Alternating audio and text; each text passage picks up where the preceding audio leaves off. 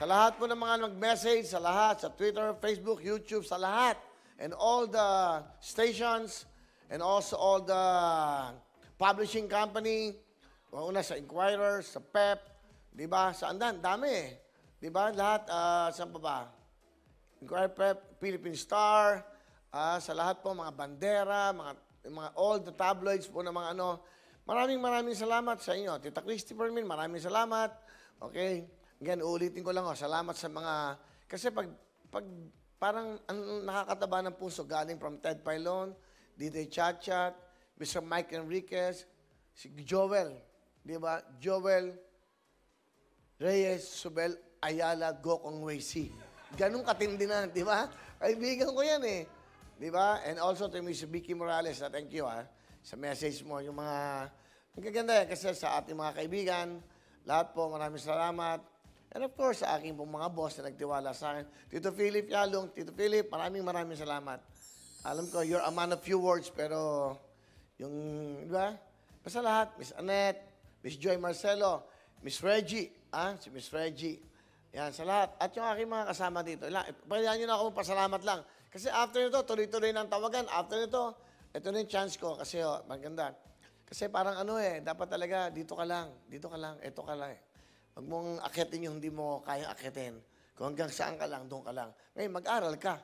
Pag-aralan mo, di ba, hanggat gusto mong gawin yan, in the future, so para pag sumaba ka, kasi alam nyo, sa buhay, dapat lagi kang equipped. May dala kang bala at barel sa gera, sa laban, di ba? Kasi ang puso mo busilak eh. Paano? Hindi naman pwedeng puso lang ng puso. Dapat may pag-iisip ka din. Kasi ang ginagawa mo dito, batas, di ba? So, dapat gano'n lang po. Hindi na ako nag-uulit-ulit pa. Sinasabi ko lang sa inyo. At overwhelming po kasi yung naging response, no? Salamat, Lord. Maraming salamat. Thank you po. At I made the right decision because kailangan hindi ko lokohin ng sarili ko. Kailangan alam ng sarili ko ano kakayahan ko. Dahil pag niloko ko sarili ko, niloloko ko na kayong lahat. So, ang totoo niyan, hanggang dito lang muna ako. In the future, mahirap kasi yung, di ba, wala ka micro-contribute. Diba? Tapos, darating pa rin, binoto kayo, wala lang palang kwenta yan. Binoto kayo.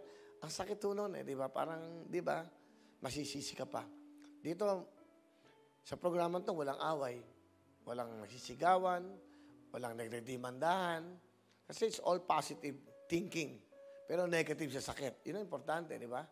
Yun lang simple lang.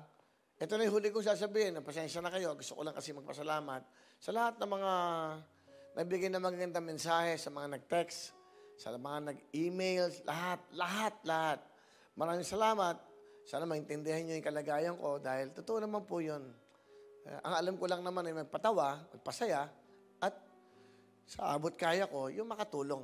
Kahit maliit lang, di ba? Basta marami ka naman mabibigyan ng tulong. Marami na rin yun. Di ba? Kahirap. Saka isipin nyo, pwedeng kang manalo, top 10 ka. Pero, di ba, paano? Pag nandun ka na, ano gagawin ko? Di ba? Dito, marami akong gagawin. Magbibigay ng jacket. Di ba? Magbibigay ng tablet. Magbibigay ng hoodie. Magbibigay ng pangangailangan nyo. Lalong-lalo na yung walang pampa-opera, walang pambili ng gamot, walang pang matrikula, walang pang birthday. Lahat na sa maliit na small things to, pero parang alam ko, malaking bagay ito sa inyo.